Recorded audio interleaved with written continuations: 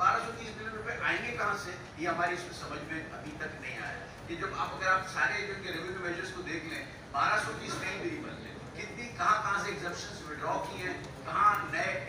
Tax के अंदर कहाँ नंबर्स को बढ़ाया है, ये अभी सुबह पता चलेगा। लेकिन ये जो 1230 की मैं बात ये करना चाहता हूँ कि इन हालात में, जबकि हम जो है ना बहुत बड़ा अगली पिछली दफा हमने जंप किया है बहुत बड़ा, और हमने कोई 14% ऊपर लेके गए अपने रेवेन्यू को। आप देखिए तो बहुत सारी, फिर इसके बाद इंडस्ट्री को सपोर्ट करने के लिए, एक्सपोर्ट इंडस्ट्री को सपोर्ट करने के लिए आरडी जहां रह गई